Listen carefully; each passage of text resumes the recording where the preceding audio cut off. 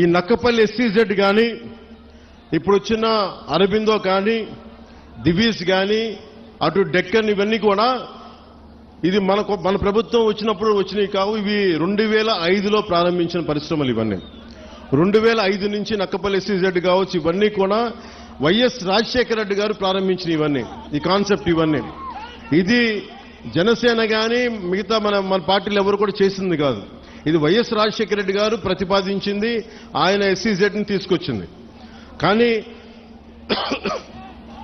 ఇక్కడ సమస్య ఏమొచ్చిందంటే వ్యర్థాలని శుద్ధి చేయకుండా సముద్రంలో కలిపేస్తున్నారు. తద్వారా ఏం జరుగుతుందంటే మన మత్స్య సంపద దెబ్బతింటా ఉందని. ఇదే కదా. దీనికి నేను ఒక మత్స్యకారుడిగా నా జీవనోపాధి అయితే నేను మీలాగా ఎలా ఆలోచిస్తాను, నేను కూడా అట్లాగే ఆలోచించాను. అంతేగాని నేను ఒక డిప్యూటీ సీఎంగా ఆలోచించాలా, ఒక ఎమ్మెల్యేగా ఆలోచించాలా, ఒక సాటి మత్స్యకారుడిగా ఎలా ఆలోచించాలో అట్లాగా ఆలోచించి మాట్లాడాను. ఒక క్లియర్ కట్ ఇన్స్ట్రక్షన్ మన మత్స్యకారుల దగ్గర నుంచి వచ్చింది. మేము ఎప్పుడూ కూడా పరిశ్రమలకి వ్యతిరేకం కాదు, కానీ వ్యర్థాలని కాలుష్యాలని ఎంత శుద్ధి చేసి పంపుతారన్నదే మా ప్రశ్న. ఇది రెండోది. నేనేం చెప్పానంటే పారిశ్రామికవేత్తల్ని బెదిరించి ఎవరైనా సరే, గతంలో కూడా నేను ఏం మాట్లాడానంటే వైసీపీ నాయకులను కూడా లోపలికి రమ్మని చెప్పాం.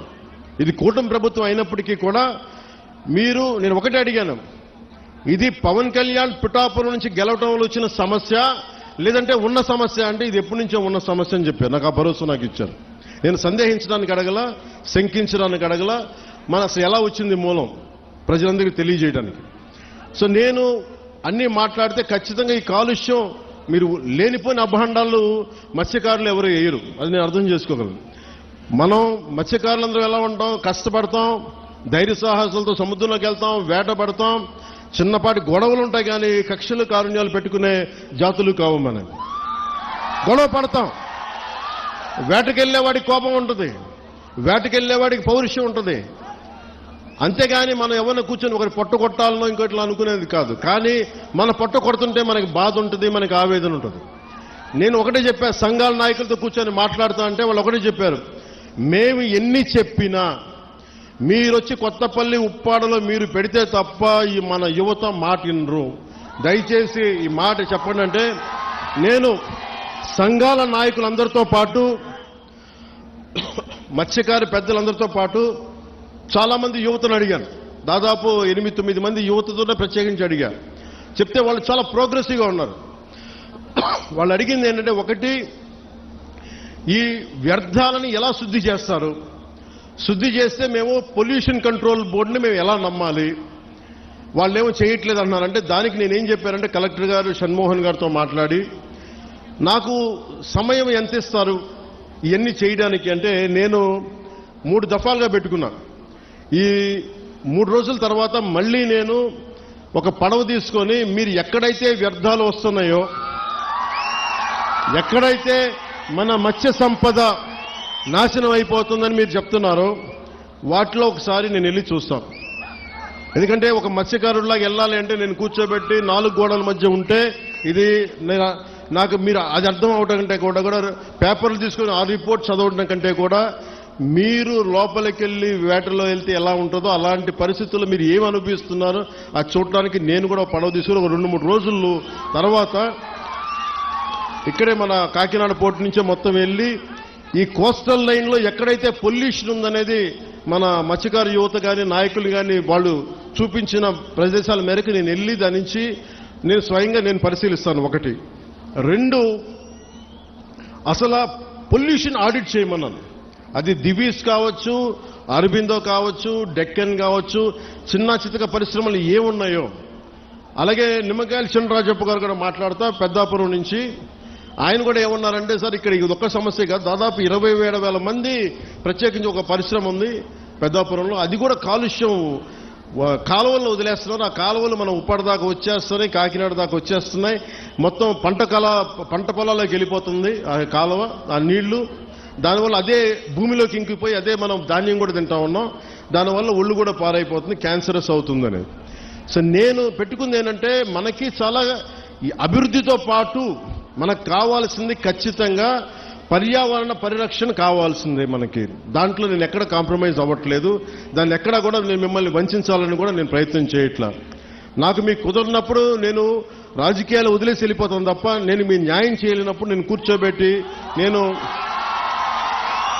నాకు నిజంగా మీ గుండెల్లో పెట్టుకున్న అభిమానం కంటే కూడా నేను పదవులుగా నేను ఏం చూడను. కాకపోతే ఈ పదవి ఉన్నది చాలా మందితో కూర్చొని సామరస్యపూర్వకంగా ఎలా పరిష్కారం చేయాలి అన్నదే నా తపన.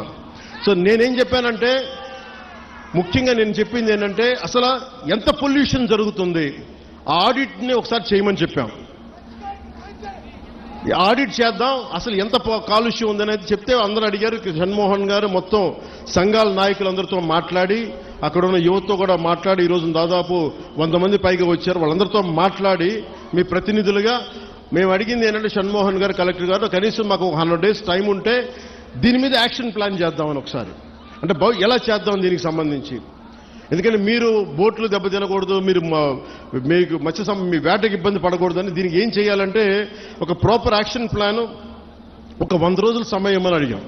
సో మిమ్మల్ని కూడా నేను ప్రతిపాదిస్తుంది, మిమ్మల్ని అభ్యర్థిస్తుంది, మీ అందరినీ వేడుకుంటుంది. మాకు కనీసం ఒక 100 రోజుల సమయం కనుక మీరు ఇస్తే దీనికి ఒక రోడ్ మ్యాప్, ఒక ప్లాన్ క్రియేట్ చేసి మీ ముందు పెట్టి మీ అందరి అనుమతితోటే మనకి ఉపాధి అవకాశాలు ఉంటూనే మనకి కాలుష్యాన్ని ఎలా నివారించాలి అన్న దాని మీద నా ప్రణాళికకి నాకు కనీసం ఒక 100 రోజుల సమయం కావాలి. ఆ 100 రోజుల సమయాన్ని మిమ్మల్ని ఇమ్మని నేను ఆర్థించడానికే నేను ఈరోజు మీ ముందుకు వచ్చాను. నాకు ఒక 3 నెలల నుంచి 100 రోజుల సమయం కావాలి.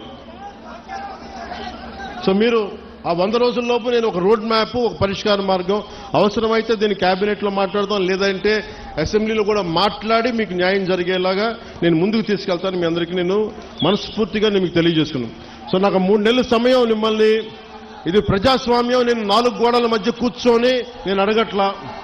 నాకు ఒక 100 రోజుల సమయం కావాలి. ఏం చేద్దాం చెప్పండి, అవునా కాదా? 100 రోజులు సమయం ఇస్తున్నారా? నాకు ఇస్తున్నారా? 100 రోజులు సమయం ఇస్తున్నారా లేదా నాకు చెప్పాలి. అలా కుదరదు నాకు. ఎందుకు చెప్తా, మీరు 100 రోజుల సమయం ఇవ్వకపోతే, మీరు 100 రోజుల సమయం ప్రాక్టికల్గా మీరు ఆలోచించండి. 100 రోజుల సమయం ఇవ్వకపోతే, ఎందుకంటే రాత్రికి రాత్రి పొల్యూషన్ ఏం జరుగుతుందో మనం ఆడిట్ చేయడానికి కూడా చాలా టైం పడుతుంది. ఆడిట్ చేసిన తర్వాత వ్యర్థాలు ఉన్నాయి అంటే వీళ్ళకి ఎందువల్ల వ్యర్థాలను విడుదల చేస్తున్నారు. ఎందుకంటే మీరు 4 రోజులు ధర్నా చేస్తే 5వ రోజు పరిష్కారం నిజంగా రాదు. ఎందుకంటే దీని వెనక చాలా ఉన్నాయి. పరిశ్రమలు మనం ఇచ్చింది కాదు, వైసీపీ నాయకులు ఇచ్చింది.